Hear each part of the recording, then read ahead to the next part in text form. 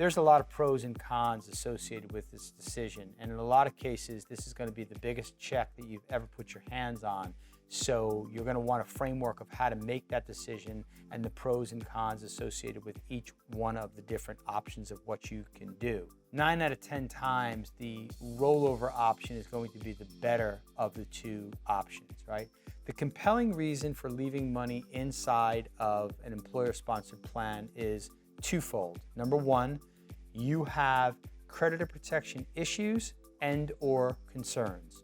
You're going to get much better creditor protection inside of the 401k than you will in the IRA. When it comes to creditor protection, it's a state-by-state type of situation. I know in the state of New York, which is where we're based out of, I want to say you've got about $1.3 million in creditor protection.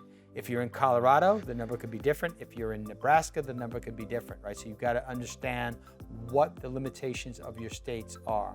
The second reason I think you'd leave it inside of the 401k is if you work for a company like American Express or Lockheed Martin or Marsh McLennan and you have employer stock in the 401k. Before you roll that money over to an IRA, you want to make sure that you're taking advantage of some special tax treatment that is only going to be allowed coming out of the 401k and only with the employer stock, right? And we've got that article covered. You can go to our website at www.incomeforlifebook.com, and there's more that you can kind of find on that subject matter. Now, the advantages of rolling it over, there's a lot of advantages, gang, truthfully. I think administratively, there's some very big advantage. And you'd say, well, there's nothing exciting about administrative that would make me want to roll it over. Think again. It's very, very common for us to see a 401k without any designated beneficiary. The IRS rules don't matter. What matters now if you die are the plan rules. You're stuck with the plan rules first, IRS rules second. So you can run yourself into some very big administrative issues inside of the 401k that won't necessarily be true inside of the IRA. The second, I think, big reason for rolling the money over is choice, right? And more choice is not always a good thing. That can actually work against you.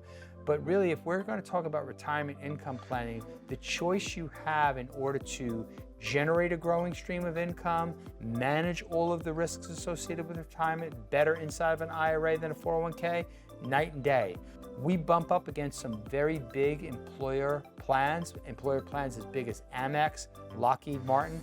These are the best of the best 401k plan designs, and I'm going to tell you what you can do inside of your IRA from an income planning and a risk management perspective. You cannot do these things nearly as well inside of even the best 401ks. And then there's the issue of investment choice. Not always a good thing, but in today's world, you do want to have a little bit more flexibility than what you have in your employer-sponsored plan.